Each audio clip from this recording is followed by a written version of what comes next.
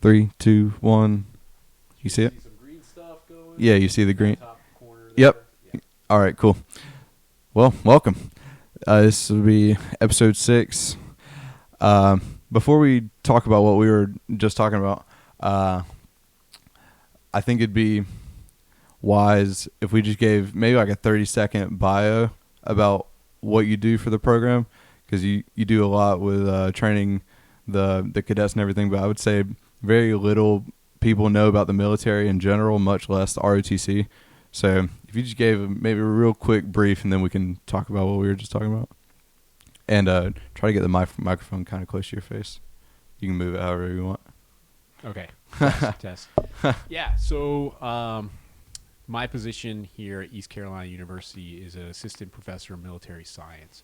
And so my primary responsibility is preparing the MS3s who are in their junior year of the program for advanced camp. That's kind of the assessment point of the program where we determine if you're going to be a good leader. And so you go to Fort Knox, Kentucky. You go do some platoon operations and some individual military skills, and then we can determine if you're fit to be a military officer. So that's been my main focal point for about 4 years now. Being at East Carolina is preparing and developing these leaders of character, these young people to go out and become officers in the United States Army. Yeah, that's pretty cool. As you can see, I got all of my gear over there off to the side. I have my ruck already packed for my air assault packing list, then my green duffel, then my assault pack, and then my personal duffel. So I'm gonna be walking around like the Stay Puft Marshmallow Man. Yeah, so you're going back to back, right? You're Yeah, air assault, then camp. Yeah, it's weird though because I don't have. Bodwin got to come back for a week. He's home right now, but I have 5 days at Fort Knox before I start CST, so I'm just kind of sitting there in limbo. Yeah, so that's by design. That's so you get paid. Oh, that makes sense. Because if there's a break longer than a week, then you would only get paid for one or the other. Oh. You wouldn't get paid a lot. Right. As it were. So you're actually, it's an advantage. Yeah, you have to sit around Fort Knox, but at least you're getting paid. For Bodwin, him being an ADO, he's getting paid regardless. Yeah. So whatever, we can do a break for him. Plus, he wasn't initially the one that was supposed to go. It's supposed to be Owen, right? It was supposed to be Owen. Owen's a 1, even though he's like a 3 in the situation. But getting him contracted was going to take a little bit of extra work because he's coming for prior service. So he answered truthfully. Yeah. DOMR process. Yeah, that was the worst decision he made. Some waivers there. Yeah, I mean, you got to answer truthfully and stuff like that. But stuff he disclosed maybe on his initial enlistment contract. Right. He probably didn't explain well in his contract for the ROTC. Yeah. He should be good regardless. It's just a longer process, and we wanted to make sure that he was all good before he went and did that. Plus, he had a lot of other things going on with the Best Warrior competitions. Yeah. Do you think that he would have been contracted before and would have been able to go to mountain school if he hadn't said those things on his DODMERBs? It's a possibility. I mean, there's always something. I mean, the DODMER process is, very intense as far as making sure that they have the ability to serve without any kind of issues and stuff like that. Even though he's National Guard serving, he's prior service, so it's kind of redundant in that. Mm-hmm. But it's hard to judge the process as far as how long it's going to take. Each person is individually, brought up for different things, and it just has to go through the vetting process. So I couldn't give you a timeline. I would say he probably would have, but it still would have been too close for comfort. So Yeah. Bodwin was right there waiting in the wings. So Yeah. we knew he was good, and it was a good opportunity for him. And Owen's got other opportunities later on. Absolutely. He's talking about going to selection and doing all the high-speed stuff.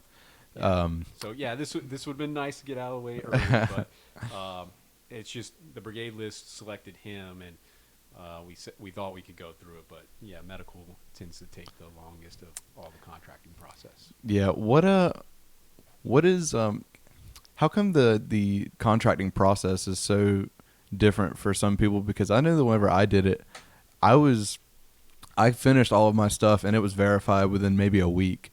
that includes the physical and the eye doctor appointment and the hearing test and everything. I know some people have been, kind of in limbo for several months. Is it certain times of the year, or does it just get backed up at certain points, or? There are some, so this process with Genesis and everything, there has been some hiccups in certain points where maybe the system isn't working or the surgeon cell isn't receiving what they need to. The main thing that's dragging on a lot of those folks, it's not the standard process, it's the waivers that they need and the additional medical information. Okay. So when you have a waiver for some kind of condition that has to be like re-examined just to ensure that you're still able to serve like in an austere environment, they have to go through the waiver process, and the waiver process will ask for more medical information, which would require the doctor to provide more assessments. And now those doctors, unfortunately, they don't, the Army's asking for one thing, but doctors can only tell them certain other things. Okay. It's very hard, I think, for a doctor to say with like all 100% certainty, like, yes, this person's good, without going through extensive testing. Mm-hmm. And so sometimes the doctors will write a note and say, yes, this person doesn't exhibit this and they should be good, but it doesn't describe it in the detail that the military is looking for. Right. So maybe the process can be improved by, having a standardized form or a check off on it that provides the necessary detail to do it, because then it has to be reviewed by the surgeon cell and everybody else, and, and the waiver be granted. So unfortunately, certain things take longer. And then, the real hard ones are like, physical, you can probably tell, hey, this person had a broken bone. Right. So that waiver is pretty easy because obviously the bone's healed and it's working through. But things like mental are really taking the longest. So that's really the thing in the pipeline that we're experiencing across the Army is those mental conditions. Right. So, I mean, I'm not commenting necessarily, but,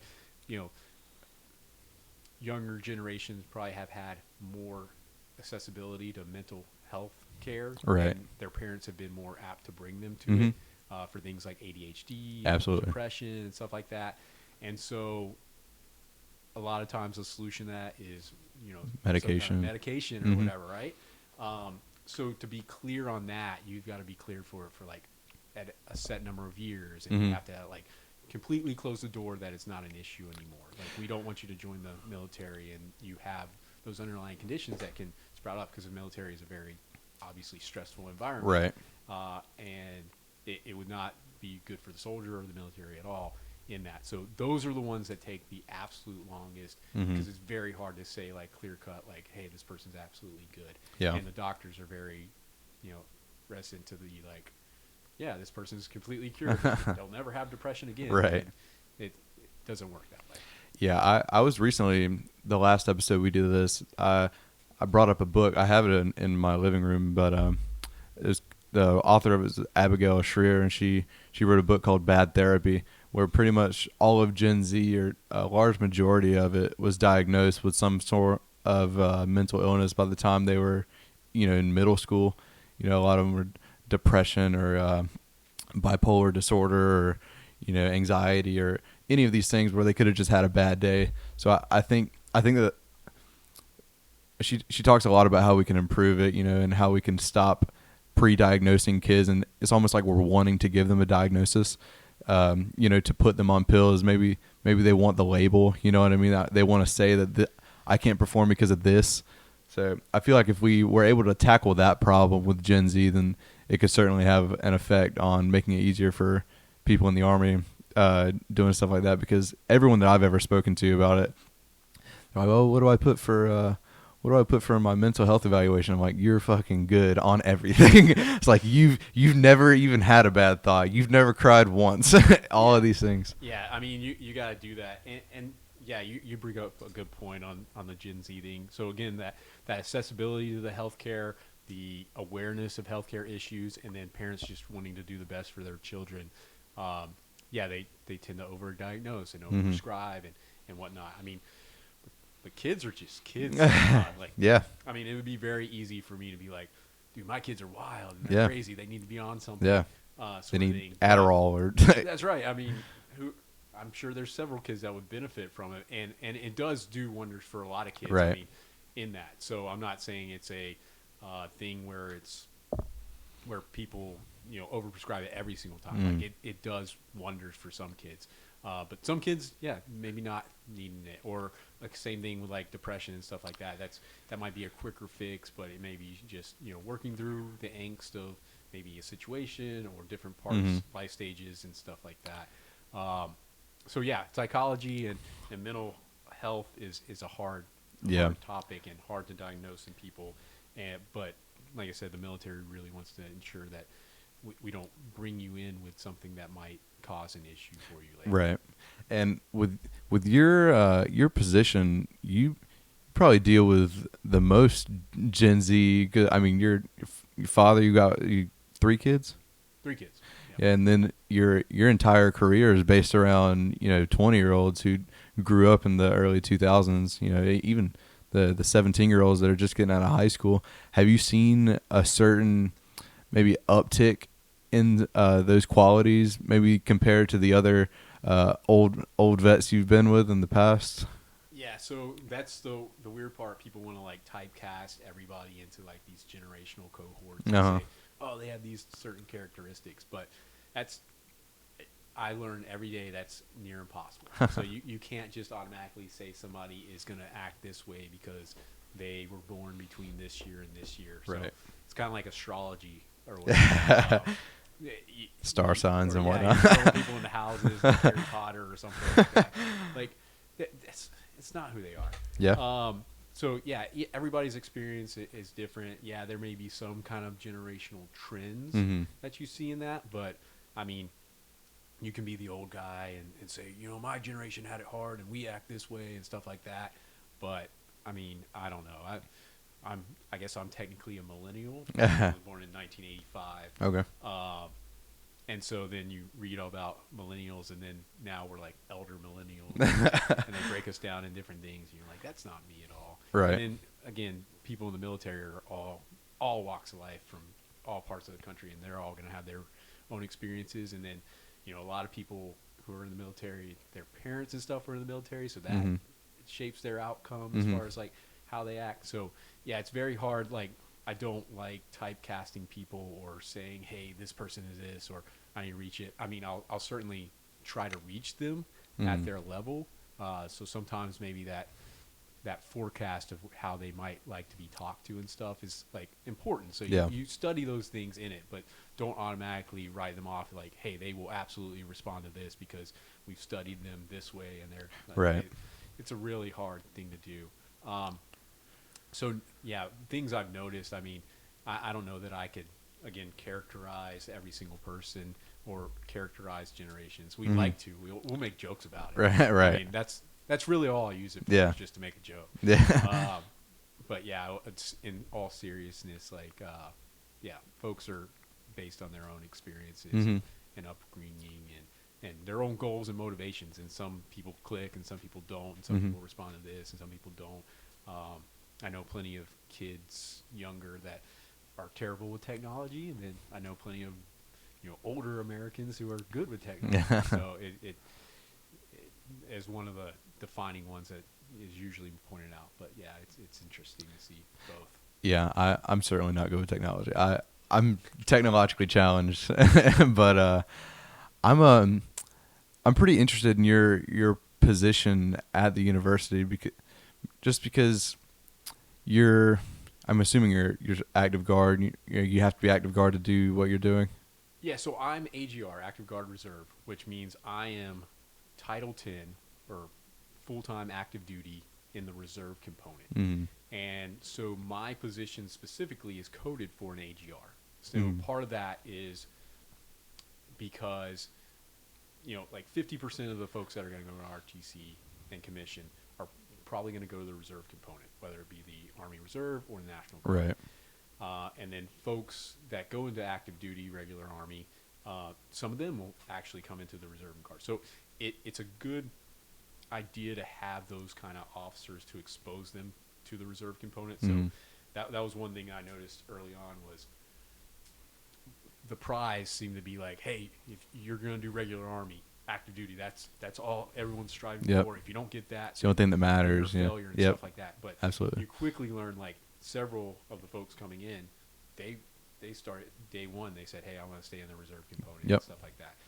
And it's different career goals. Like you can do both, which Mhm. is awesome because they can be a biochemistry major and they're going to go do medical stuff, Mhm. and they'll do the reserve Right. on the side, and maybe they'll do something completely different, not Infantry even or related to something. medical or something. Yeah. So there's a lot of good opportunity in both, and I think that's where I kind of fit in, to where I can bridge the gap and be like, hey, regular Army is not the end-all be-all Mhm. for what you're doing here in ROTC. There's many options and ways to serve, and it can fit your career goals as far as what you want to do. So yeah, my position is coded strictly for AGR, whereas we also have another captain position. So mine was actually is a major position. I came in as a captain. Okay. Right. But we have a captain position who's regular Army, Mhm. and it's the same, type of deal. Obviously, you want some regular Army experience to come in there. Mhm. Usually, the regular Army, the position, the captain, is coming off of command, and so this is their broadening opportunity. Mhm. And so they'll spend that time where they can give those kind of lessons directly to the students who are going to enter at that level. They're going to come in Mhm. as platoon leaders and very soon company commanders and Mhm. XOs and stuff like that. So that is the generation that they can probably most relate to, and it's directly related to it. Whereas like the PMS position, most of them are regular Army. There are a few AGR PMS positions, Mhm. so it's entirely possible. That's what I'm striving to do. Okay. Like, I love, teaching at ROTC. Even though I didn't do ROTC, I did OCS. Right. I love teaching, just these future leaders and seeing the spark go off in their head, Mhm. the maturity level rise as they go through the process, and then go off and do awesome things in the Army. So yeah, I'll be at AGR, hopefully coming back as a PMS in 3 to 4 years. Yeah. And I feel like, to me, and I would say most people in the program that have experienced your specific classroom going through as MS3 in your classroom, it almost seems like you were kind of bred for this position, especially at this university of all places. You came here originally and were a part of one of the fraternities, and you're still kind of you're still pretty young, and you can relate to us pretty well, and it kind of seems like it seems really cool to have you here instead of just have someone stare at a board and flip through slides. You actually interact with us, and we actually go off course a lot of the times in our lectures, and I feel like a lot of what we talk about is hypotheticals. And I feel like it's super awesome to have someone like you out there who's willing to take that extra step and dive into the hypotheticals, even if we don't finish the whole slideshow of shit that we're not going to learn. Or, you know what I mean? It kind of seems like having you here instead of another PMS, maybe the one that didn't go here, maybe the one that just even acts differently. It seems like you can relate very well to a lot of the students and foster a relationship with them that not many leaders, especially as a major as yourself, can relate to these students. Yeah, so that's a fun one there. Y'all love the hypotheticals. So I like to entertain that too. Like, what if this? What if that? Right. And, you'll figure that out there. And that's a lot of what the Army is. Like, it's challenging. You have to be an adaptive leader. You have to figure out those, like, what-ifs, because it's all people, right? Mm-hmm. So every situation is kind of different, and you want to kind of explore those avenues. And I like that curiosity that you all display in that. So feeding into that is always fun. I mean, most of the lessons in the doctrinal, like, there's other avenues to learn that stuff as you go on, but just realizing how to manage people and general leadership. I mean, again, the only reason I think you perceive that is because I enjoy that. That's where I go off on. And, Right. and others do that too. It's just in their own kind of ways. I just like entertaining it a little bit more, I think. And that came with this being my 4th year. So each year I was like, oh yeah, we get better at this. And so that was part of it too, is like, I didn't know where to start in it. So yeah, I had a great college experience. I loved going to college. Again, that's why I went to OCS and I didn't do ROTC, because I was fully participating in that. So I kind of understood the college lifestyle, the atmosphere, and how the university kind of worked. I took 5 years to graduate. So Most people do here. Yeah, I fit right in that. And I'm from North Carolina, so yeah, that's cool. I didn't actually come out to East Carolina when I was in undergrad. I went to UNC Charlotte, and we always heard of East Carolina as this like mythical party school.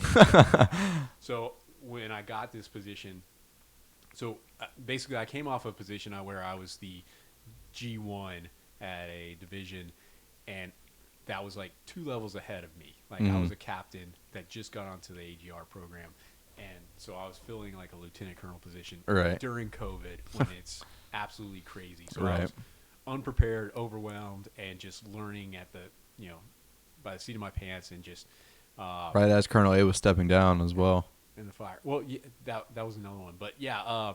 So anyway, I come through that, and I said, hey, I just want North Carolina. Like, give me back North Carolina. I wanted this PMS, or I want an APMS position, too, because I like to teach. And so as I grew into that, I started to learn what the students like. The first year, I think I was not very good. I was reading a lot off the slides because I was like, this is important information they got to learn. But then as I started to notice, I was like, and went to, I think the big awakening was once I got out to CST advanced camp, and you as cadre, and you actually put people through it and the accession process and everything, you start to learn what they actually do need to develop a little bit more. Right. So those leadership attributes and competencies, like really the focus on that versus, training management and some of these technical skills.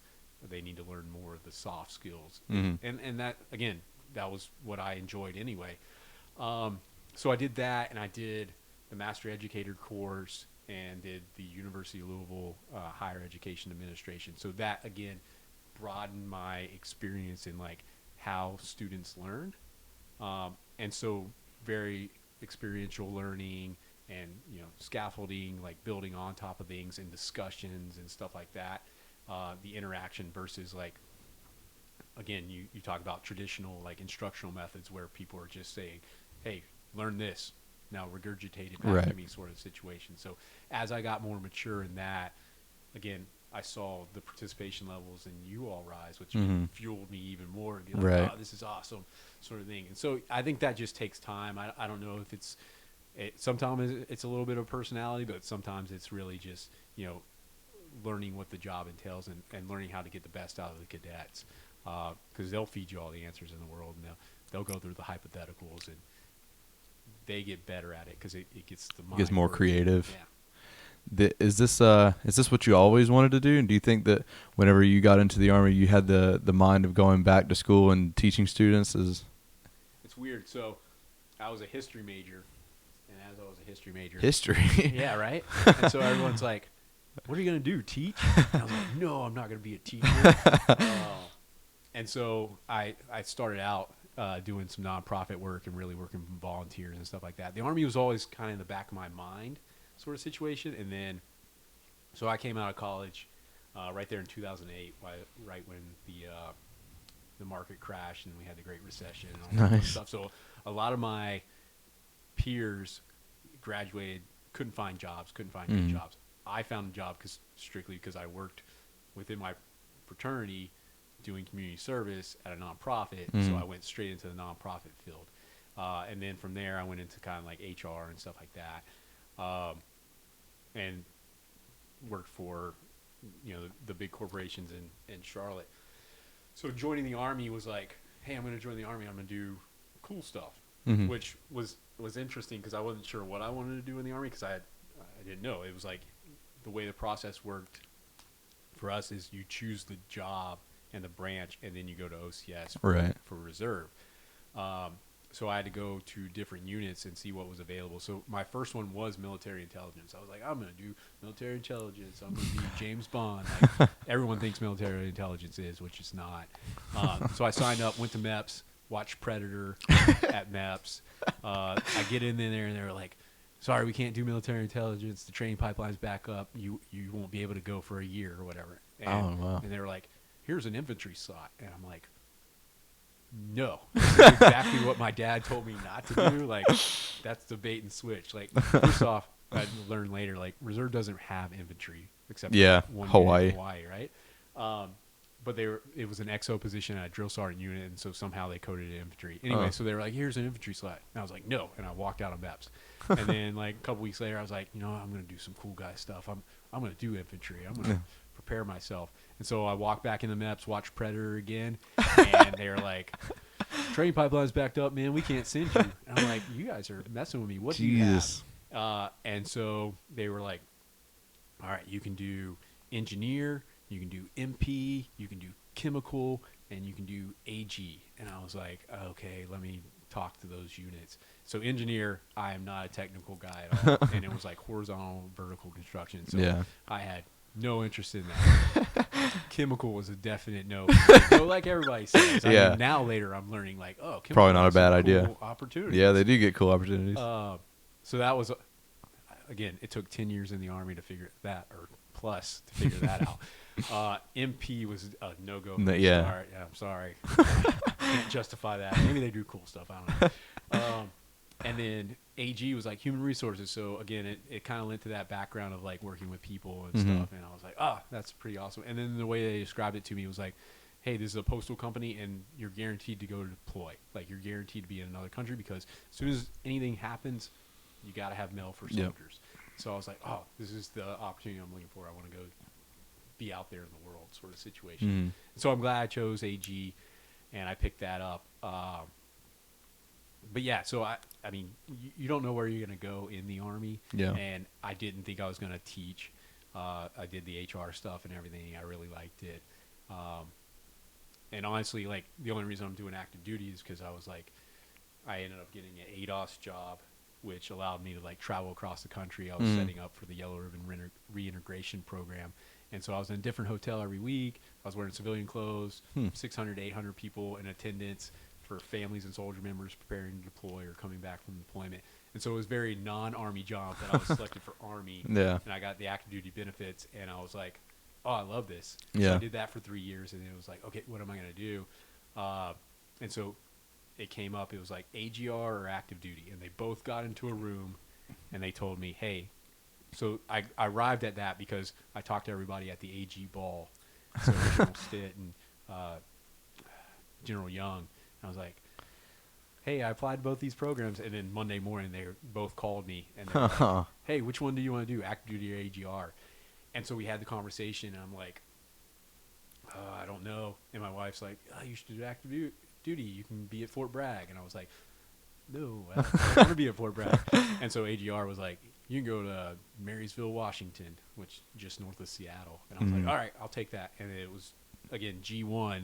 So I got thrusted into that. And since then, I was like, oh, yeah, AGR is awesome. But, yeah, that's where I changed. And then I realized I wanted to do the APMS position. I wanted to instruct because, again, it's one of the most rewarding experiences you're going to see in the Army is developing others. Like, just seeing them mature in it and grow in their skills and knowledge. Like, you don't have to be the best at everything, but you teach and you see others go out there and do it. And that's, I mean, the Army is, again, people, but it's also just a very high learning organization. So, hey, same reason I chose AG is like, hey, if you're going to be an officer, you're going to be working in an office. You have to know personnel. You have to know the personnel systems. You have to know what's going on. Like, that's going to be your bread and butter. So why not be the best at it? Why not be AG? And then, hey, you're in a learning organization. Why not be an instructor? Because everybody should be learning and developing themselves.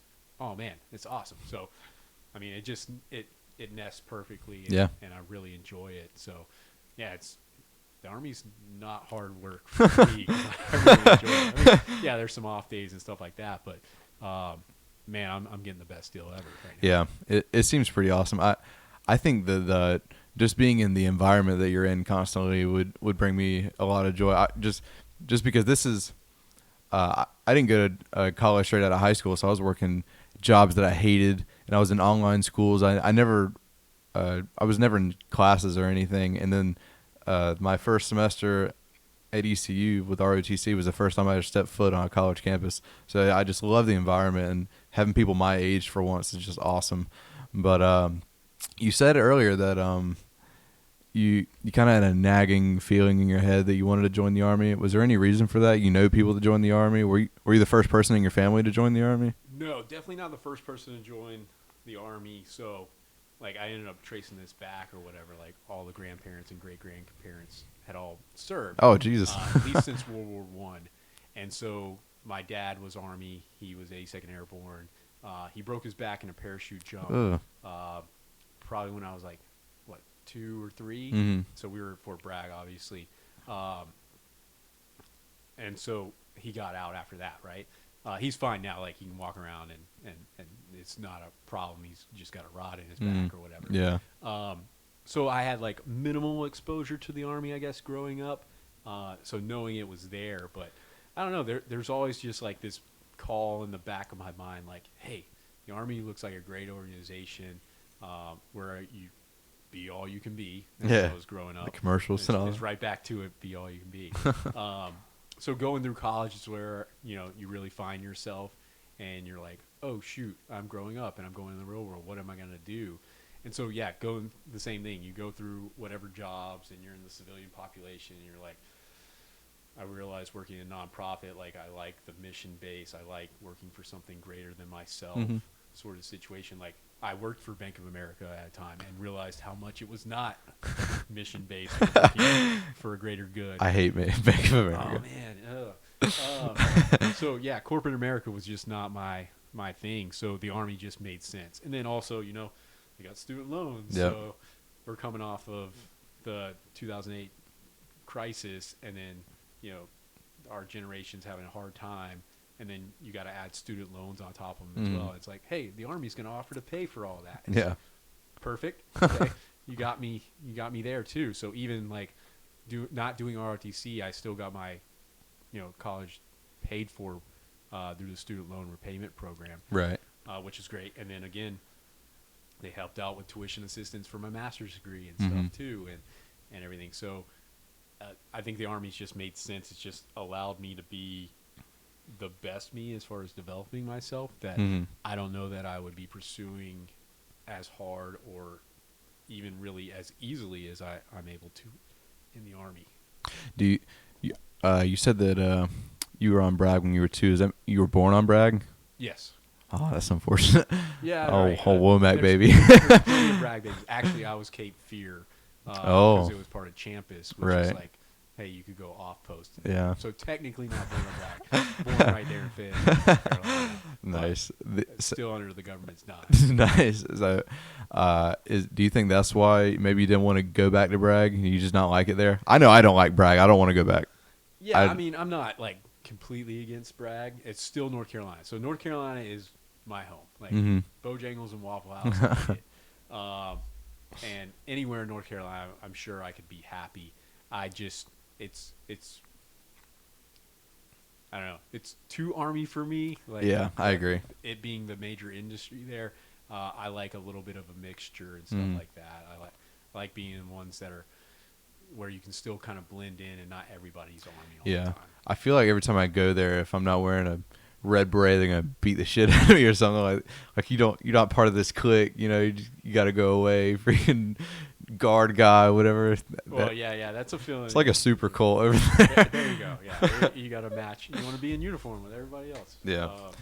Yeah, I mean not dogging on Bragg or anything or military bases in general. It's just they all have their own cultures and they all have their own ways of doing things. And again, I just like the mixture of. I like being part civilian, part Army. I agree. Where you can turn it off and you can step outside the bubble. I think a lot of those posts, they get really in a bubble and you're in, which kind of like West Point. I know I'm going to experience as we go to Germany. Yeah. We're going to live on post and we're going to be like the Americans in there. You're going to have to buy into the military community and bubble, but it should be a great aspect to get outside of it too. I agree. You said that you went to school at UNC originally. I thought you went to school here. UNC Charlotte. No. Okay, so I took some classes here once I arrived here, but no. I went to UNC Charlotte. After I'm assuming your dad got out of the Army as soon as he got injured. Did you move straight to Charlotte after that, or? Yeah, shortly after we moved to Charlotte. When my parents got divorced or whatever, my mom was from Charlotte, so we moved to Charlotte. Okay. How'd you like that compared to... It's probably better in Fayetteville. Well, yeah. I mean, I was like 4 or 5 at Okay. that time. So it was, I don't know that I had a frame of reference or whatever. All Right. I knew was like, now looking back, like, yeah, I'm glad I grew up in Charlotte. Yeah. There's so much opportunity. I Yeah. enjoyed it, being a bigger city Mm-hmm. and everything. I really like Charlotte. I've actually only been there once, but me and Zach, whenever we were 19 or something, we drove down and watched the Charlotte Hornets versus the Golden State Warriors, and it was the first time actually getting our parents finally let us go, and we got to book our own hotel and everything. And it was like my first bit of freedom. We hopped the fence at this club they wouldn't let us into, and we paid this dude behind us to go buy us some Coronas at the game. Like it was pretty cool. So I have a good memory of Charlotte just because that was my first time ever really experiencing freedom. So, Yeah, but it's I like awesome to break the law and do young stuff. Yes, that's a fond memory. because I'm sure you were always straight laced. I told you, I have a life. What was Young ones. what was college life like for you? I'm sure it was. Were you like every other frat guy, or? Yeah, I mean, whatever you want to characterize every other frat guy as. So UNC Charlotte was not like, it's not like a SEC school where Right. it was like fraternity life dominated. I think we were less than 10% Greek or whatever. So I didn't even start off in that. Like I actually started off in lacrosse. So I founded my high school lacrosse team because I was just looking to do something like a sport or whatever. I had done track and swim, Mm-hmm. and You good at either of those? no. But, so I went to Independence High School, and they were like 6-time state champs. Like their NFL prospects coming out of there and stuff like that. Like I wasn't going to join the football team. What you did is you join whatever other sport you get a team on, and like all the football players had to join a sport too. So it was like a lot of the sports were taken up, I guess you'd say. Mm-hmm. So I was just like, track and swim are good. I'll do them just to be involved. And then my junior year, I decided like, hey, I'm just going to just start a new team because I started seeing like lacrosse. Yeah. My last name's Cross, so somehow it's. So you started it? I started the team. So I put together a team. I got us uniforms. I got us a schedule. I got us equipment. Did all the practice. I ended up coaching too because we couldn't get a real coach. Have you ever played before that? I had not. I was like, all right, I'm gonna learn this game. I'm gonna do it. I mean, you'd be surprised. Like you can pick up sports really easy. Right. Yeah, I didn't say we were good. So we were kind of good in the fact that, like, again, the football players had to do a spring sport, right? And so I was in class with the football players, the smart ones. Yeah. We were in the International Baccalaureate and AP classes. Nice. And so my best friends were some of the larger, like, O-line. Yeah. And they needed a sport. Freaking tanks. Like, yes, that's just... They could knock people down. That's how I sold lacrosse. I was like, hey, man, you get a stick, you can hit people, and you can knock people down. And they were like, sign us up. Oh, my gosh. So you need defensemen, give you the longest pole, and you just stand there. And when somebody comes near the goal, you just crash them. So that was the selling point. And I was like, yeah, let's go out there and play. So I developed that team, and then in college, I was like, where am I going to go? I'm just going to stay here at Charlotte because everybody comes back to school anyway, or they come back to Charlotte anyway when they go off to their college or whatever. So did lacrosse there, and then later on I was like, all right, lacrosse isn't working for me because I don't know. I was staying up all night playing basketball or playing lacrosse. Right. I wasn't studying. I didn't do well in college at first because I was just like, this is too easy. I'm just not going to go to class. And if you don't go to class, you don't get assignments, you don't see pop quizzes, and all of a sudden you start failing. Yeah. So at that point, I had to turn it around again. So reinvent myself, and the fraternity was the way to do that because they were like, hey, man, you got to get your grades to join, and you got to be held accountable. And they had mandatory study halls and all that stuff. And it was Pike, right? That was your... Yeah. So Pi Kappa Alpha, again, best fraternity on campus, Mm-hmm. doing all the good things. Their main focal point was, at the time, it was SLAG, so Scholar, Leader, Athlete, Gentleman. Now it's Nice. Scholar, Leader, Athlete, Character, which is right there at the Army. Right. Tagline for ROTC. Yeah. So those kind of things fit into me. And that was probably part of the reason why I joined the Army too, is like I learned I could do great things in like organizations with like-minded people that were like focused on a mission and focused on developing themselves. Yeah. And so the fraternity just kind of went hand in hand with the military. Like I was in the fraternity, I was like brother of the year, I was leader of the year, Nice. scholar, you know, or committee chairman of the year. Like that's where I learned more in college in my fraternity than I did anything in those history classes. I already knew the history stuff. History was just fun to me, sort of situation. So anyway, yeah, all of that kind of got me to where I was and joining the Army. It was like that little call, but then those little, you know, starting things up, being part of an organization, like-minded individuals, working towards goals and self-development, mission-based, like all those kind of fed into each other, and then it just keeps snowballing into the Army, which is awesome. Yeah, that is pretty cool. Nice snowball kind of development into what you do now. Is that lacrosse team still there? Yeah. So, so they were there, and then I think they got disbanded. Obviously, after I left, there was like one kid who started a fire on one of the practice fields one day because he was cold. So yeah, we kind of got disbanded or whatever. Like the school was like, you can't. Well, so first off, like we couldn't practice on the school property because again, they were all about the football team. Oh, really? You have to go to a public park. And so that's that where sucks. the kid started a fire. Barrel fire. It just got associated with you and the program. So it got associated with me. So we kind of like got disbanded, and then like a boy band. You're like Big Time Rush. The team exists officially now. Yeah. Whereas like we were in the yearbook and stuff, and we were I guess you count it as a club sport. Yeah. Because we were like self-funded, but now. Yeah, the school pays for it. So they have a lacrosse team. And so that was the weird part. Like when I was growing up, like lacrosse wasn't in Charlotte. There were only like 3 or 4 schools that had it. And they obviously were the, you know, rich side of town schools. Yeah. And we were in Mint Hill. Yeah. Which is like the redneck. So it was like, I'm bringing this to here through the rednecks. And then now it's like a whole thing. So yeah, all of them have teams and stuff.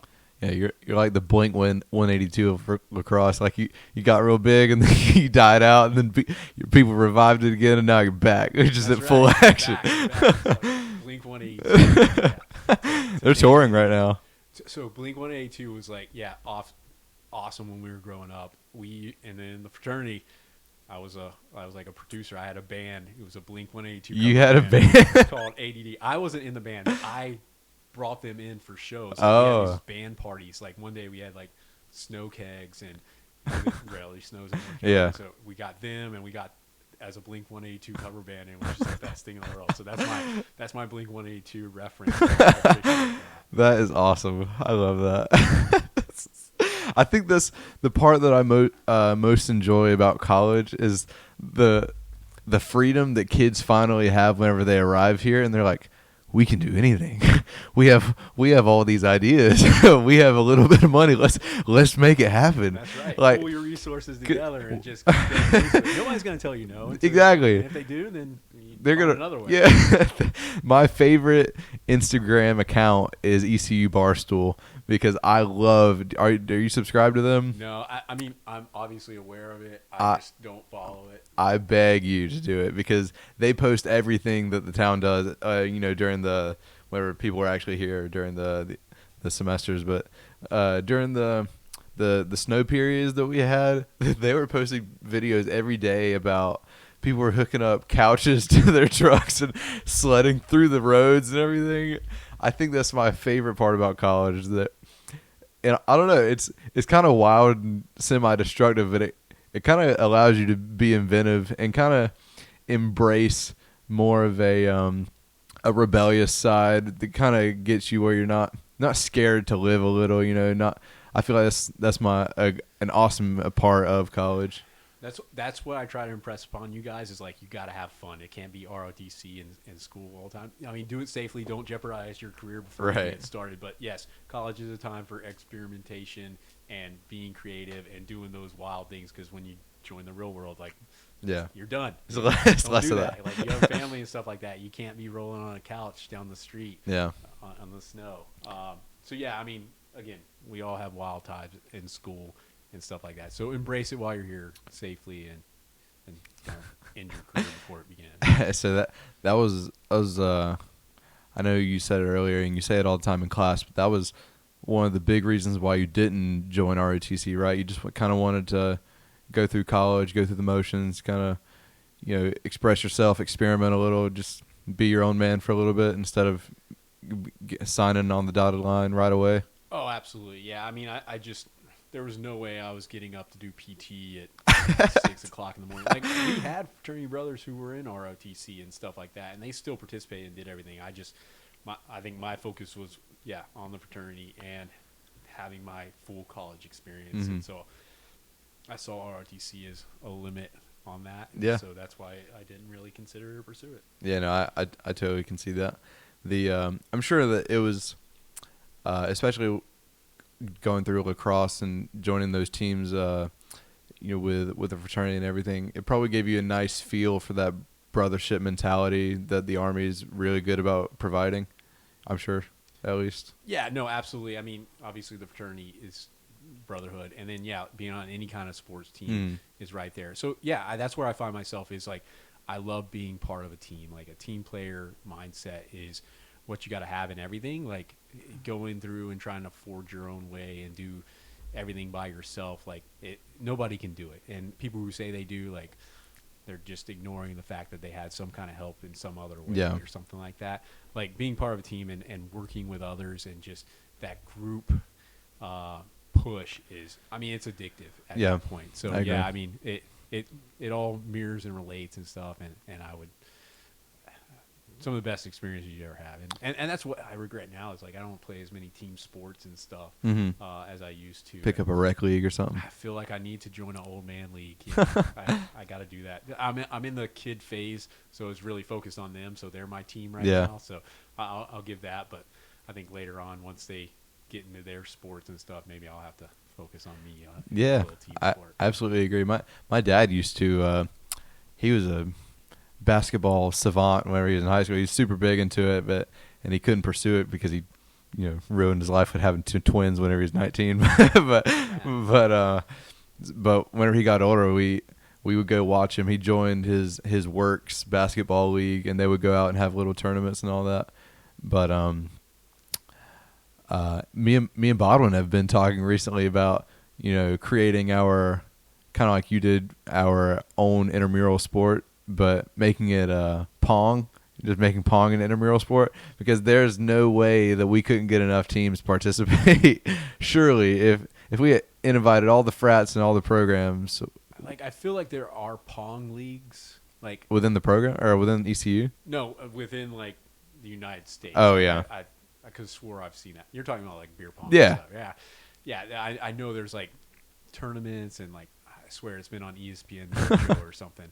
But I mean, that'd be cool. Yeah, you innovate and you say, hey, we're gonna do this, and you invite others, and maybe you make a tournament, maybe you make it a charity tournament or something like that, and you invite the fraternities and sororities. And so that's one thing, like, I try to impress upon you guys as well. Like, when I first got here, you guys didn't have participation in intramural teams and stuff, and I was like, that's weird, because there was always an ROTC team when we were growing up. Or when we were growing up, I think. I say that now. And, like, ROTC always fielded a team for whatever. You guys are your own fraternity sort of situation. Yeah. So I know I impressed that upon you guys early, and it's really taken off, like, in the past 2 years where you've started fielding some teams, especially in, like, soccer and stuff like that. But every single sport, there should be ROTC. Like, you guys are athletes, like. And again, you get that brotherhood and camaraderie, and you're developing yourself physically and just enjoying competitive nature. I don't know why you guys wouldn't have an intramural team. So yes, do something like that, but again, make it a charity event, and that automatically, like, puts you at the next level, because then people feel obligated to do it. You're doing it for a good cause. And like, that's when you get the buy-in from maybe some of the fraternities and sororities, and they're like, oh yeah, we can fill a team, and we can pay maybe there's, like, a registration fee, and then that all goes to, you split the difference between the winner and the charity or whatever. That's how I've seen it be successful and work. You don't have to take that idea, but it's always nice to do a little good as you're, enjoying life and stuff too. But and then maybe you branch it out into the intramurals. I don't know if the school officially recognize it, but like other schools have like what Quidditch teams. And Yeah, stuff. I think I saw that at West shit. Point. That looks like go down something there? they would participate in. They probably do drag shows and all that. Oh man, hey, you got to The you know what I should do? We should start that intramural for beer pong, and then we should tell them it's going to fund the Army 10 miler. Yeah, there you go. That'd be how we do it. You need funding for the Army 10 miler again. Maybe that's well, yeah. You raise your funds however you will. That'd be fun. I think we may just do individually. It was just such a hassle last time because no one would help us. No one would help us raise the money. And No, I two commend people. you guys to pull that together and be able to at least raise a little bit enabled you guys to go. And we haven't been in like 2 or 3 years. So Yeah. like for you guys to have the foresight at just joining the program and saying, hey, we want to participate in this, and then go out there and get some fundraising, super impressed in that. And yeah, it's a shame that it's not an official Army event that we can use like GSA vehicles and stuff. That's like the hardest, obviously, thing to do is get you guys there. Right. And it's probably going to cost the most money. But yeah, I mean, however creatively you want to raise some funds, do it. Yeah, that was one of the most fun things I've done in the program. I'd never even been to DC before I did that. So I had a really good time doing that. Koch is actually super interested in doing it again.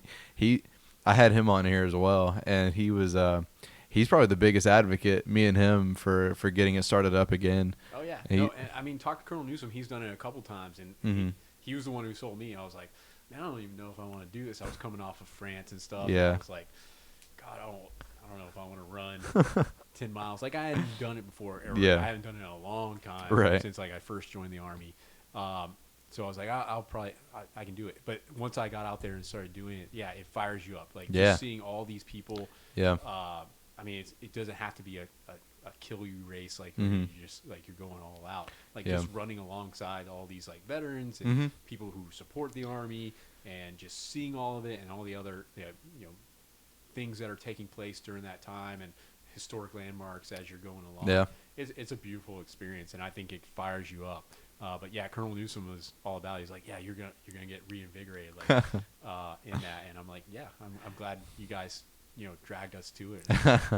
Yeah, me too. I think I checked the attendance the year before we went, and it was 35,000 people. Oh. It makes sense. I mean, you get there, it's a sea of people. It was just a plethora. It was just so many people. I had never seen that many people in my life. Other than major cities and anything. Crowd, you're wearing your jersey or whatever. Yeah. You see the other schools. It's pretty cool. Yeah, I had a good time. Me and Zach we were looking at something, but we didn't know how we could do it. But it's a race. It's not Army affiliated, but ROTC teams from NC State and UNC do it. But it's called the Blue Ridge Relay. That's what it is. Okay. And it's 1,000 times harder than the 10 miler. It looks like a lot of fun though. But I think you have to have a team of at least 7 people, and you get a van or whatever, whatever can fit all of your teammates, and you're running 250 miles, but you just switch out in the van every time. So if I ran 10 miles, I'd get back in the van, and then Zach would run until he got tired, Maybe you told me about this, because I've heard this before. Yeah. And maybe you were talking about it or whoever. So I'm like, somebody did that recently, or somebody's talked to me. So NC State just did it last year, and me and Zach were talking about doing it, but we couldn't get enough people that were interested, and we definitely couldn't find the funding since we were using all of our money for the 10 miler. But I'd rather do that than the 10 miler. I love the 10 miler, but 250 miles is a freaking, that'll set the boys apart from the men. That's right. I mean, yeah, you challenge yourself for the 10 milers a fun run at that point. So and getting out there in the Blue Ridge Mountains is always a great experience in its own right. 250 miles, pretty much uphill. Sounds pretty awful though, I gotta say. We couldn't be one of the top teams, but I would just bargain for finishing. If we could finish the race, that'd be good enough. You gotta, experience it. Yeah. Same thing you guys did at Sandhurst. You don't have, you're not gonna get number one, but hey, you were there, so that's all that counts. That was the worst. That was the worst. I think I'd rather do the 250 miles than that 8 mile again. I've done a lot of rucks in my day. That was by far the worst ever. Yeah, I know you guys were feeling it. I mean, with Eastern North Carolina as flat as it is, Yeah. and then you guys going over the rolling hills of West Point, while also having competed your hearts out on every other event, like that's grueling. So the fact that again you guys finished, it was good. We made it there. You guys brought everybody across the finish line too, which was certainly commendable because I know some of the other teams obviously couldn't. Yeah, even the big teams. Penn State couldn't get everybody across. I think they had one or two people fall out. Same with the Coast Guard and several other people. Because you were going up.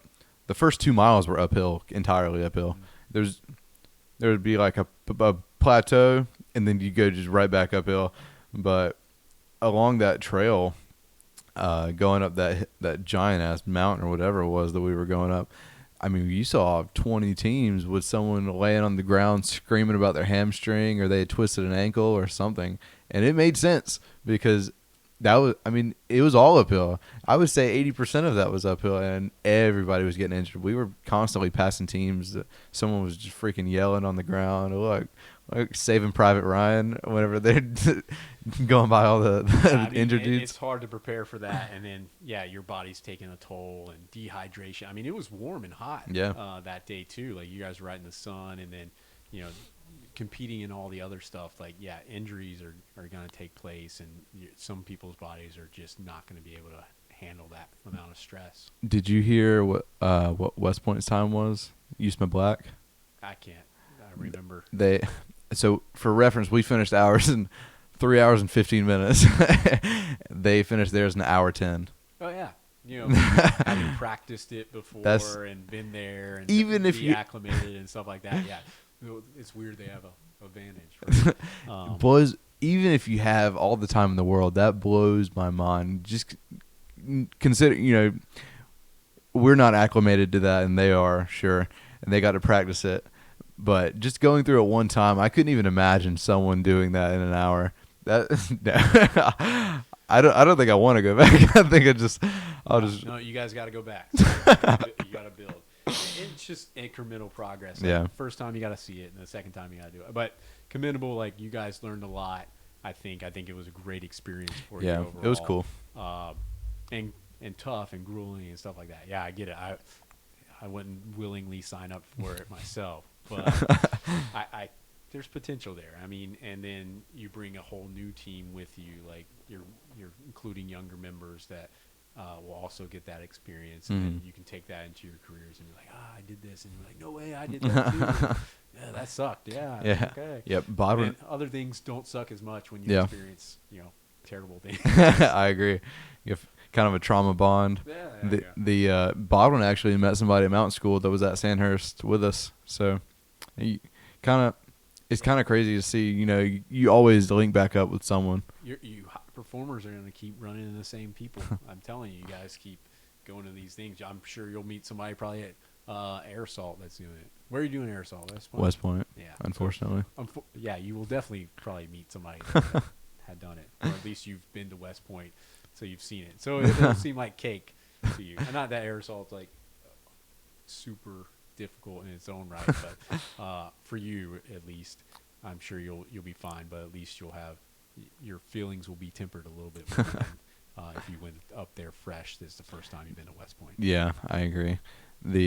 I'm just excited because the air was so crisp up there, and it wasn't humid at all. So I think, especially with the 10 mile or the 12 mile ruck and the runs and all that shit, I just think it'd be just so much easier on your body and on your respiratory system, just having just such breathable air. It feels like you're having to chew the air out here. Yeah, no, I mean, obviously it rained 2 days in a row like crazy, and it's just humid as all get out. Fort Knox will be, don't worry, you'll get some humidity. Yeah. So right afterwards. So enjoy your crisp air and then right back into the nasty Fort Knox. Did you see the giant freaking lake that freaking covered the Bowery? Oh, really? Yeah. No, so they blocked off the road. I know the other day we were actually coming back from dinner on Sunday, and my wife's parents were here. We had to like abandon their car at the one of the bank parking lots and pick them up in our Suburban Yeah. to cross Ford over. Yeah. Was it Red Banks or Mhm. whatever? So yeah, I mean it a lot of rain in a short amount of time, and those roads flood like crazy. Yeah. Well, it's just so low. And then someone wrote an article says 7 people had to get saved because rescued from their vehicles because uh, a lot of the rain was going over the top of the cars. So they couldn't get out. Yeah, it goes fast, and yeah, it's people aren't prepared for it, and I can make it. And it's like, no, you can't. Like 2 or 3 inches of rain or water on the road, you're putting yourself at risk. Yeah, Zach, I don't know if you ever saw his old shitty car. He used to have a really crappy Prius, and Nice. it looked like it was made out of old Budweiser cans. It was so bad, but we were. It was another flash flood. It was during Hurricane Matthew, so it was just terrible downpour. All the dams were flooded, and Zach drove through about a foot of water for about a quarter mile with this Prius. And thank God it didn't get swept off into the boat, yeah. That's how you die. I mean, that's exactly that's how you die. Yeah, that's the Darwin Award. So listen to them when they say stay off the road. Yeah, you can't do You that. don't have to get everywhere. It's not life-saving emergency. I am curious though. After you graduated college, what year did you graduate? 2008. Okay, so I was 5. Damn. I'm surprised you were born. Like sometimes I talk to you guys and you're like, oh, you weren't even there. Well, it makes sense. You're only a few years younger than my dad, but How old's your dad? he was born in '83. Okay, yeah. But you graduated in '08. How much longer until you went to OCS? Were you just doing kind of you doing the nonprofit until you went to OCS? Yeah, so I didn't join the Army until 2011. So I had about 3 years where I was in the civilian field, and then I started the process very early, as I told the story earlier, as far as like joining and stuff like that. To go as a civilian college option, you have to go through a board process, and you got to do all these things, and then obviously the MEP story prolong that or whatever. So I joined in 2011. So 3 years there, and then I started as reserve. So I was TPU until 2015. Okay. What was the nonprofit work you were doing? Yeah, so it was for Second Harvest Food Bank of Metrolina. So their job is to pool the resources as far as like donations and money and everything, and then farm it out through the food pantries in the area. So they served, man, I can't remember my tagline, like 19 counties in North and South Carolina. Oh, damn. And we distributed over, again, my tagline, I want to say 12 million pounds of food or something like that. And so Charlotte was the focal point of that, and they had some branches, but my main task was volunteers. So we'd have volunteer groups from Bank of America, Wells Fargo, all the major banks in town, the other corporations that were in there. They'd all do community service as part of their work program. Okay. Like the corporations would give them time to be able to do that. So it's a great team building exercise. It's a great way of giving back to the community. Yeah. So they used us a lot in that, but my job was to coordinate them, train them, and just basically oversee the work that they were doing in it. So it was a great experience in that. I mean, we did like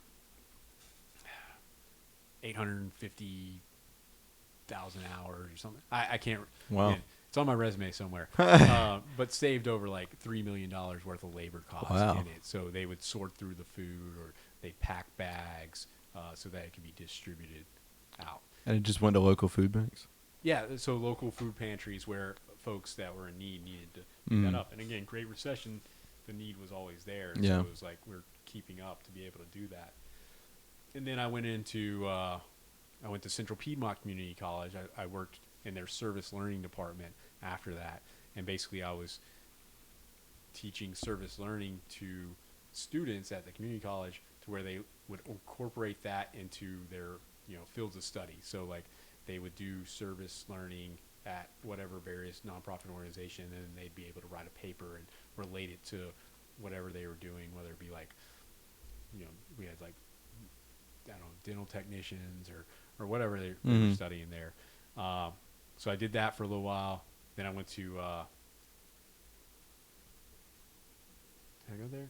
Yeah. Then I went to Bank of America only for a couple months because I was like, I did their like training exercise. Yeah. And I was doing HR for them. And like I said, did not like it at all. Like Yeah. I could not give the right I hate answer Bank of America. on that. Like they were, they were almost forcing.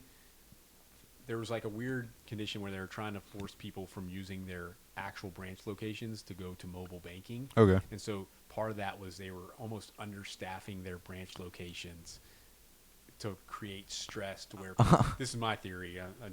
Yeah. Not 100%, but It's probably true. true. Creating stress on their actual physical branches so people would actually go to the mobile app and do banking there. Wow. So they would hire less people and stuff like that, which created its own, problems. Like you have less staff, you're creating more stress, Right. which creates more HR problems and people being, written up for this, and you'd have to give the answer. And I'm like, this sounds like a terrible problem in its own right. Like, and it's self-inflicted, but I'm protecting the company. I'm not protecting the people in HR.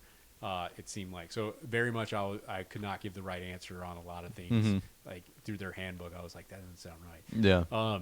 So I left there very quickly, and I went to Carolinas Medical Center, and I was in charge of volunteer for the hospital, the flagship hospital there. Okay. Where volunteers would come in, like the candy stripers or whatever, people that were interested in working in the medical field and assisting patients, and like the therapy dogs and all that other fun stuff. So I had the hospital there, and then I ended up going into the AGR program with the Army while I was working there. Were you getting paid for this? For any? You probably got paid for Bank of America. Yeah, so were they like positions? Nonprofit organizations pay employees. Right. I didn't know if their mission is the reason why they're a nonprofit is their funds go back into fulfilling the mission. So right. like, there's people who work at nonprofits. They still make money. Okay, I didn't know if you were like full-time volunteer. Yeah, I was just full-time volunteering as a philanthropist, and I had billions of dollars in the bank. So, no, I still had to make a living. Yeah. Yeah. Okay.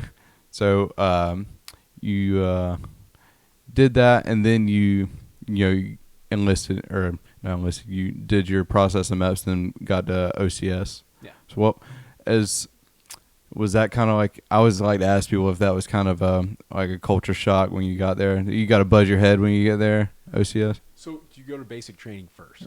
So okay, I didn't know that. Yeah, you're basically going in like Gen Pop like everybody else in the basic training. Mm-hmm. So it's a weird cohort because we have a lot of us who are 09 Sierra is what you were coded as. Mm-hmm. So you were a college option, you were going in, you go basic training straight to OCS.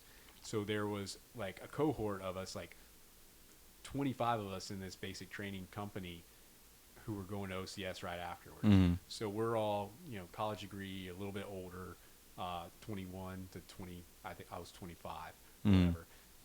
Had been in fraternities, done all this stuff, sort of situation. And then you have the 18-year-old, 17-year-old kids who are just coming out of high school, going for enlisted straight into the Army sort of thing. So we're mixed in with them. And so the learning levels and the experience levels were mismatched. And so, like, a lot of people at basic training, and you obviously experience this, like, you got personality conflicts and, kids who've never been away from their parents and responsibility, and so they, like, fight each other. Yeah. Plus, the 21-year-olds and plus are all like, man, these kids. Like, just letting them do their thing. So we're undercover, and we're just chilling out and enjoying basic training. And I'll say, like, basic training was a lot like, again, the fraternity life. Like, okay. You're a little bit hazing. Pledges. Yeah. No, we're not saying that. We're saying, developing others. Yeah. Situation.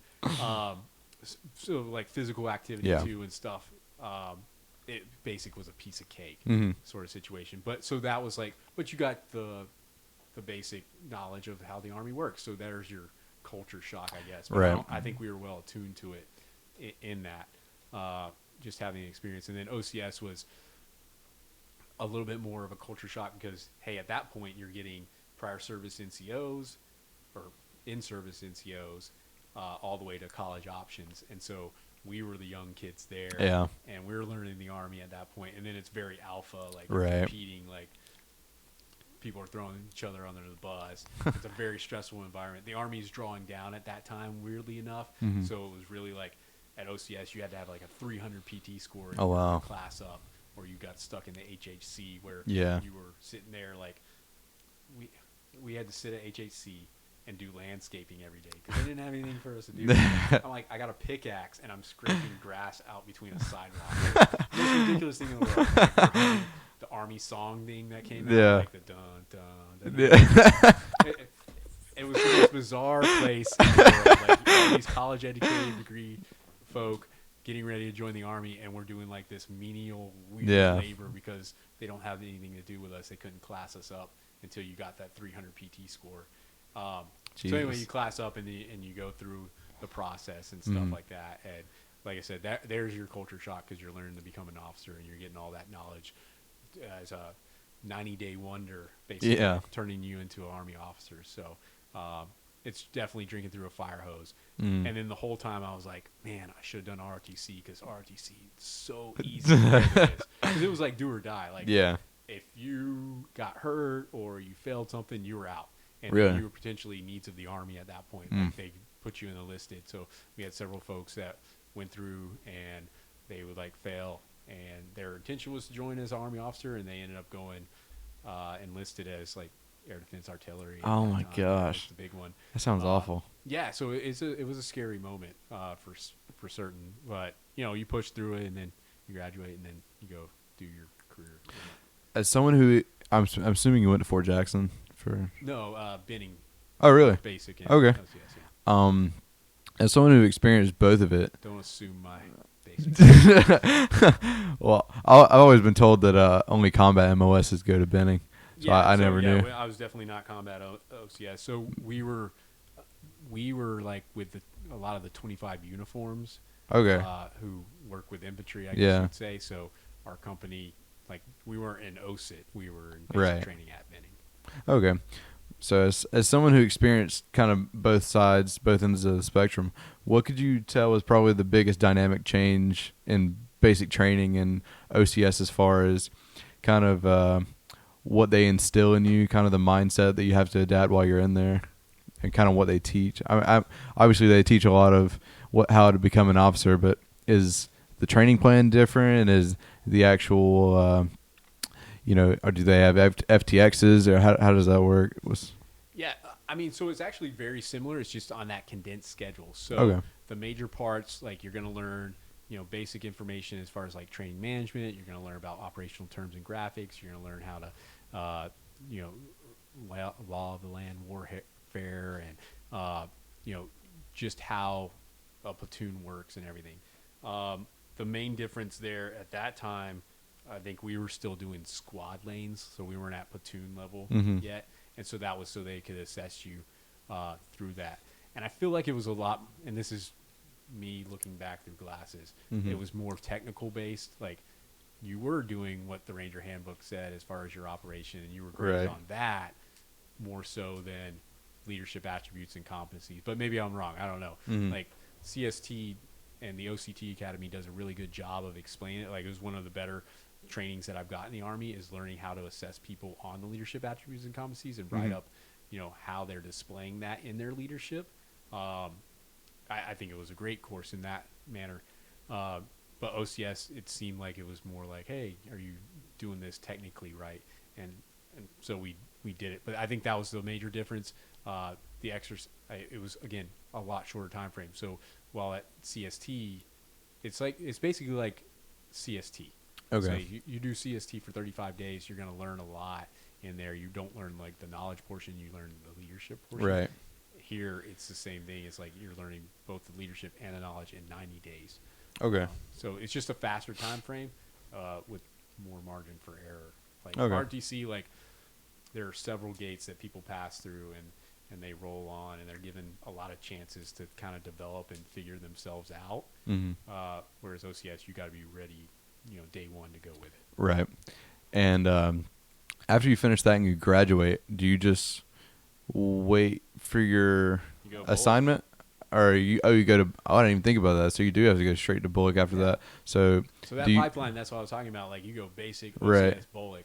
And then at what point do you find out what bullock you're going, like what your MOS is? Do you go in? Do you so for the reserve, you selected. You selected before. It's like the guard. A letter of acceptance from a unit Right. saying, "Hey, you're going to be this," and you go in. Mhm. For the regular Army folk, they would go in, and about midway through, you'd have a branching ceremony, similar to what we do here, and they would select based on the order of merit. So that first person would get up, and they would select, "Hey, they've got 11 infantry spots, they've got 8 armor spots," and that person would pick it up and say, "Hey, I'm going to be infantry," and then everyone cheers or whatever.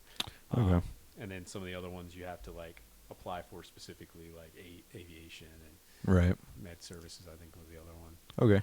So then you go to Bullock. Where was Bullock also on Benning? No, Bullock was at Jackson. Okay. Okay. What's I'm trying to think of what Bullock for AG would be like. Do you just I can't really. Probably one of the easier experiences I've had in the Army. It was so enjoyable. It was like going to college again. Except Nice. I was getting paid as a second lieutenant sort of situation. Nice. Learning it out.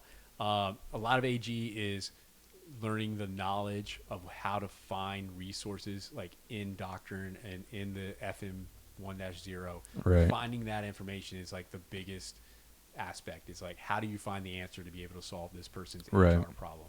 And there's other stuff, and then being able to brief like strength management and stuff. Very classroom based. Our field exercise was obviously in a building with computers, air conditioning, and stuff like that. Nice. It was not rough. At Right. all. If anybody ever failed or got recycled in AG Bullock, I don't know what they did wrong. I don't know that they would cut it in any other branch. Again, but I came out of there with a wealth of knowledge. And then part of it, like being active duty, like the class in Bullock, everybody goes to Bullock, active duty reserve and stuff like that. They gear it towards the active duty or regular Army primarily. So there are differences as far as like the systems, or at the time we didn't have IPSA. There were different systems that we used in like EMILPO and regular Army versus RCMS. So there were different systems, different ways of doing it, and different rules for the reserve and a lot of that. And so that was the only takeaway point, is like, hey, we're learning all this regular Army stuff. Great. But as a reserve, they're like, you'll find out when you get to your unit. And that's usually the answer for a lot of Bullock too, is like, they may not go through all the hypotheticals that we go through here. Yeah. And I told you, like, you'll get that at Bullock. You may get that at your unit, sort of thing. But yeah, a lot of the Army is on the job training and, operational experience versus, that institutional learning. Yeah, that's cool. That kind of sounds like it'd be a lot better of a Bullock than what most people go through. I feel like so is it straight from there you get assigned to a unit, or do you get to select where you go? So again, reserve. You already had your unit, up, your letter. For So- regular Army, they would usually parse them out and say, oh yeah, you're going here. It depends on what it is. Like your experiences with your classmates who just graduated. Like some of the branches will tell you beforehand what your assignment is going to be, where you're going to be located, and then some of them decide there. A lot of the combat arms decide at the Bullock station, like once they're getting ready to graduate, what's available and where you're going to go. Okay. And you may have said it earlier. What was your first assignment? So my first assignment was 678th HR Company in Charlotte, North Carolina. Nice. Which, again, I lived in Charlotte. But as soon as I got there, as soon as I got the Bullock or whatever, the battalion commander calls me. He's like, hey, yeah, you're assigned for Charlotte, but we're going to send you to Brevard, North Carolina, which is just south of Asheville. And I was like, okay, I don't know where that is and why the Army has that. But then as I found out, fortuitous to us, that's exactly where my girlfriend, my wife, is from. That was her hometown. Okay. So it was weird. Like, I got told I was going to Brevard, North Carolina. Had no idea where this was or what I was doing. Yeah. And then my wife, girlfriend then, was like, that's my hometown. So every weekend I would go up to Brevard and she would go with me, sort of situation. So, yeah, the Army kind of put us together. That's pretty cool. Yeah, the Army issues a wife. They issued me a wife. I'm certain of that. So that was really neat how it worked out. Yeah. So I had Spears in here a couple of weeks ago, and he was kind of saying the same thing. Because he was dating this chick for a year, and then she didn't want him to leave, so he just left her, and then met his new wife now. So it kind of is strange how it all works out. They do kind of provide in the end, however however they want to say it works. Well, they give you some direction in life, and life's going to happen regardless. But yeah, sometimes things are for a reason.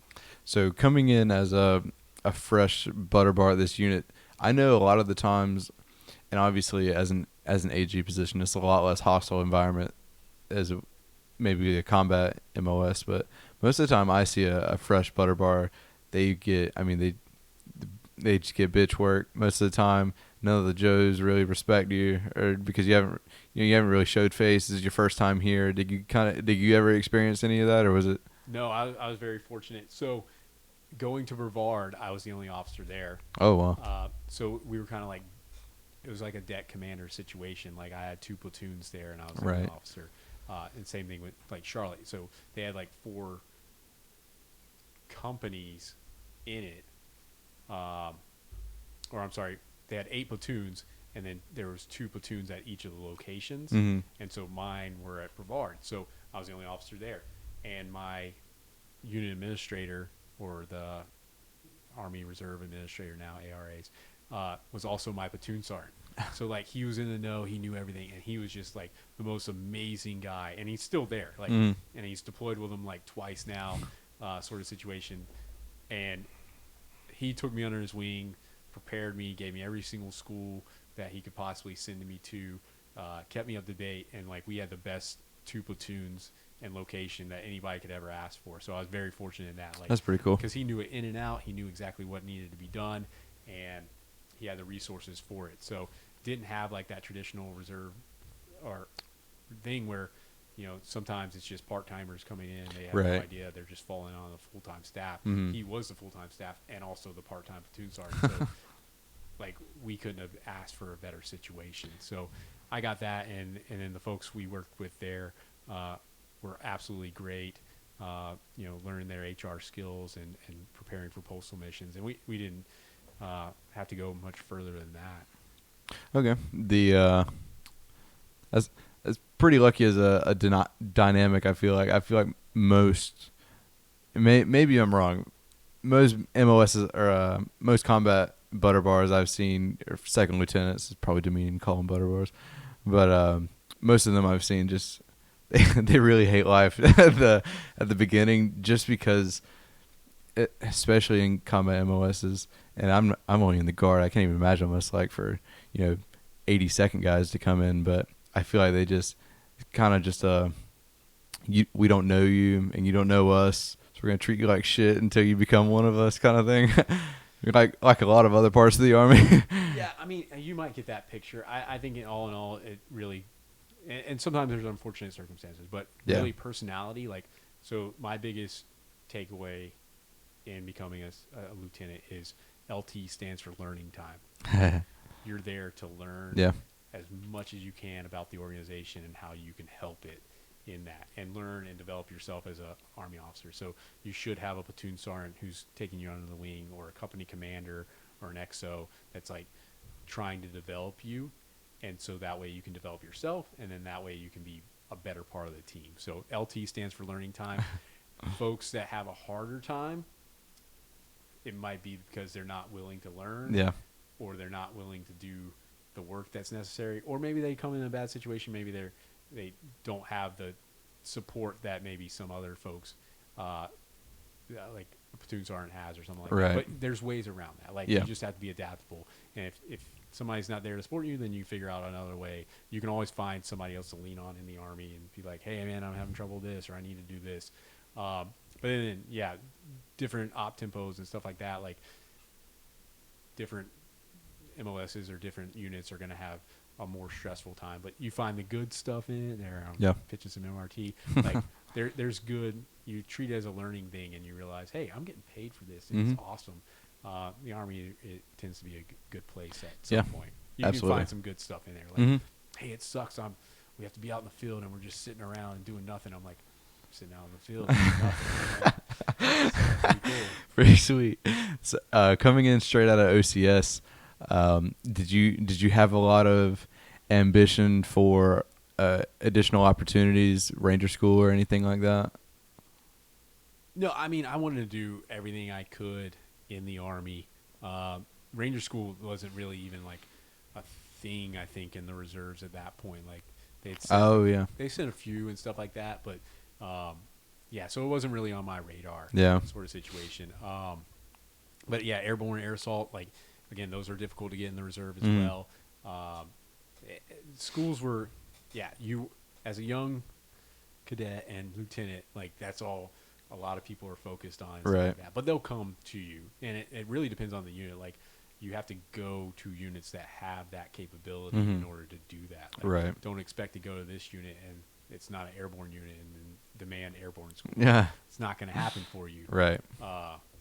But you got to put yourself out there for stuff like that, and sometimes it does, and sometimes it doesn't.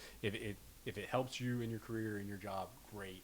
But don't make schools like your number one priority. Like, look for more of those intellectual schools and stuff like that too that are going to refine your leadership. PME obviously are probably way more important than those technical skills. Yeah. Was it while you were at this unit that you went to your what course was it? The educator course? Yes. Yeah. So ROTC has a program with the University of Louisville where you go however you want to say it, Louisville, where you go to this master educator course, and it's a graduate level program. You spend a month at Louisville, and they teach you a lot of the stuff that they teach at the CIFTIC, but at a higher level. And so as you develop yourself there, then you can pursue the rest of the master's degree in it. And it's only like 4 additional classes that you have to take. And so I was able to knock that out really quickly. But it's a great way to get a graduate degree. Like part of the reason why I wanted to be APMS when I was coming off my last assignment was, hey, I need to pursue a graduate degree. And so I thought that the best way to do that was be an APMS, and oftentimes you have a relationship with the university where they give you free classes, which I've taken advantage of here. That's what I originally started to get my master's degree. But this program that they work with the Master Educator course, bar none, the best experience that I've had, and relates directly to the job, and then a great pathway to get the master's. Okay, awesome. Well, I appreciate you coming out here. You had a nice hour and a half. That was good, man. I appreciate it. I didn't know what to expect as far as the podcast, like just talking and conversation. I'm sure we could extend this even longer, and you had some good questions, and I enjoyed, rattling off my story and stuff, but I got some other stuff to prepare for. Yeah, no, I totally understand. Selling a house and getting ready to leave for Germany. So thank you for coming out here, man. If you want to press that pause button, we're on the top of the screen, we'll be done. Bye, everybody.